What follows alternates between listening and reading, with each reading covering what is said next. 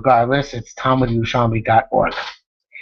Tonight's shir is going to be about Rosh Hashanah, although not about Rosh Hashanah this year, which does not fall on Shabbos, but Rosh Hashanah year falls out on Shabbos. And we refer to the Yerushalmi in Rosh Hashanah, Daf Yud Ches Amud Beis, in the Vilna edition, which is in Halacha Aleph, in the fourth parak of Rosh Hashanah. And there we find the Gemara discussing why we don't blow Shofar in Rosh Hashanah outside the Beis HaMikdash. And the Yerushalmi brings down the drasha, which the Bavli also brings down. Because of Echad Omer, one pasuk says, Yom Trua, a day on which you blow a Trua. Because of Echer Omer, another pasuk says, Zichron Trua, a day in which you commemorate the blowing of the shofar, the Trua. Ketzad, how we reconcile the psukim? Is it the actual blowing or a commemoration of the blowing? So the Gemara says, when it happens on a weekday, Yom Trua, then you do blow the shofar in Rosh Hashanah. B'Shabbos, the Shabbos Zichron Trua. It's only commemoration Trua. Mazkirin, we call it, we have a low token and we don't blow. But now in the Bavli, the Gemara goes on to reject this reason, and the truth is that it's a little bit difficult to sustain this reason and the concept of blowing shofar based in after the Beis HaMikdash is destroyed, Yavna, etc. And the Gemara comes on to the famous decree of Rabba. The famous decree of Rabba is by shofar, by lula, by Megillah, that we don't read them on Yontzef because Gezer Shema Yeruvenu Avar Arba Amos. You make it say, unless you come take it outside in public thoroughfare for Amos in order to learn how to blow, whatever the case may be. Yerushalmi does not know of Rabba's Gzera, didn't know of Rabba's Gzera. Rabba's Gzera came after the Yerushalmi's primary period in which it was written. So therefore the Yerushalmi does not change to the Rabbana here. Yerushalmi remains with this derivation which comes from Psukim.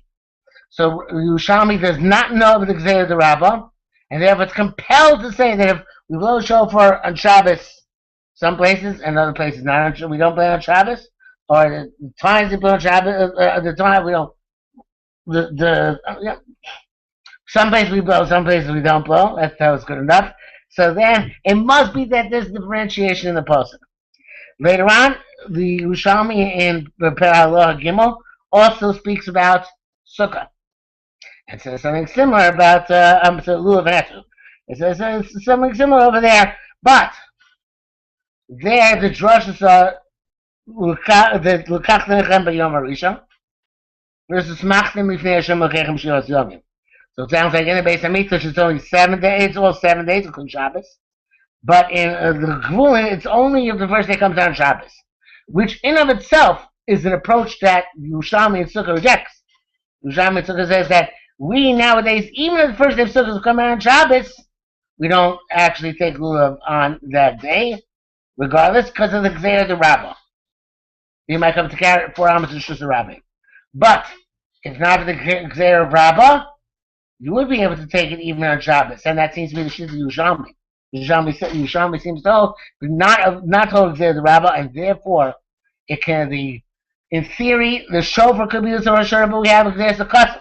Shows that in certain places, certain times, is Yom Zichron Trua, commemoration of the Trua, not the Trua itself. In terms of lulav, so we have a pasuk which teaches us that lulav should also apply on Shabbos, and Yerushalmi seems to that Ein Hanami does, unlike the Bavli, which eventually concludes because of the Gzera of Rabba, you can't carry a lulav, or take a lulav, or use a lulav on Sukkot, which comes on Shabbos. The Bavli seems to disagree with that. Now, the third case, which is famous in this regard, is the case of Masechta Megillah. Here we're really up the creek, because Masechta Megillah is all about reading the Megillah. And reading the Megillah is only a mitzvah d'Rabbanan at best. So therefore, yes, there could be a kiyum in the Raisa of Parshas Zachar. There was an aspect of fulfillment, but it's not the mitzvah d'Raisa completely. Not the mitzvah d'Raisa of the Chiyas Amalek, and there's certainly no mitzvah d'Raisa of writing a Megillah. So therefore, it's clear the Rabbanan. So the question is, we don't make Pesukim tells not to read on Shabbat. We don't make Pesukim tells not to read the Megillah on Shabbos. We don't know Gzeira the Rabba, so why can't Yerushalmi do a Megillah on Shabbos? So the answer to Yerushalmi is actually a very interesting answer. The answer to Yerushalmi is in Masechta Megillah in the 4th parak of Yerushalmi. I believe it's Halacha Gimel.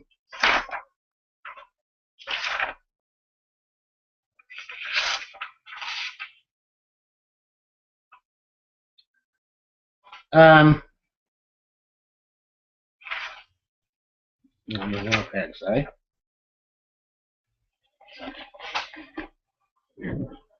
One second. Come back.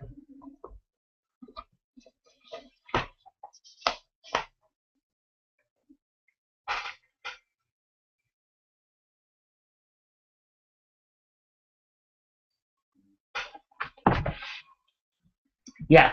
So the Yerushalmi Ped Gimel Halacha Daled Kaf Chesam Beis in the Masechta Megillah in the Vilna edition gives a different reason. It says, why don't you read on Shabbos? Right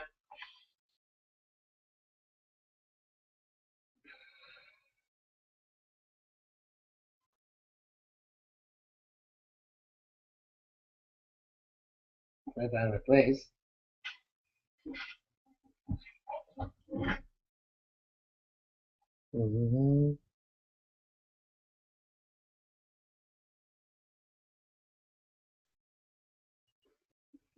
When I say Chaf Chesam Beis, I'm sorry, I made a mistake. It is Chaf Heim Beis, I apologize. Chaf Heim Beis, Perek Gimel Halacha Daled. So there it says, the reason why you can't read the Megillah now, bear in mind, in our day and age, the only time we come out, the Kriyas Megillah would be on Shabbos, to be in a walled city. Outside a walled city, it never comes out on Shabbos. So why don't you read it? It says, Ein HaYochol, Shein Korim B'Kisvei Kodesh El Mincha Mala. You're not allowed to because you don't learn Suvim on Shabbos except after Mincha. That is a very obscure halacha. The halacha is that you're not supposed to have learn Midrashim on Shabbos, because if you learn Midrashim, it's going to keep the masses away from the Rav's drasha, or the Rav's shir. So because they're very attractive, they catch the heart. So therefore, in order to make sure people go to learn halacha as well, they eliminated they forbade the learning of Suvim on the day of Shabbos. That's why in the Maftir there are no haftarahs from Suvim, only from the Vim, because it's also to read from the Vim in the morning of the. I'm sorry, it's also to read Suvim on the day of Shabbos, unless you come to Mr. Drasha.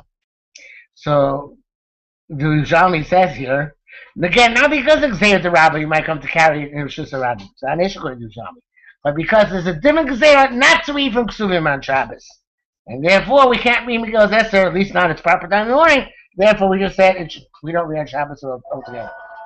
Just in this regard, there's a beautiful Shofar, which many people I'm sure are familiar with.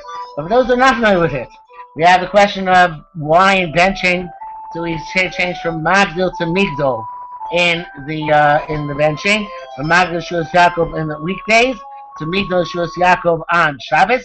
Magdil Shuas Malko is the language of the pasuk in Divrei Hayomim.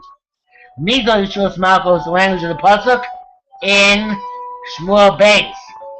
So I heard actually named, I believe it was named Rabbi Heinemann, that really it's all a typo, that in one bencher one said Beis Shin Beis Migdol, which means that Bishmuel Beis it says Migdol, but somebody took that meant B'Shabbos Yom Tov you say Migdol.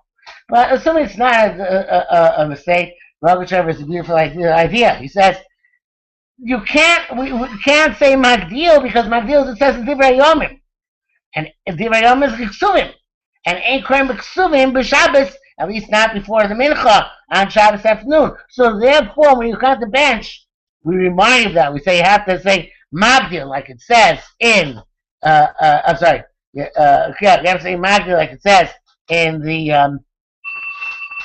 have to say Magdi like it says in I'm confused myself because my phone is ringing. I apologize for that.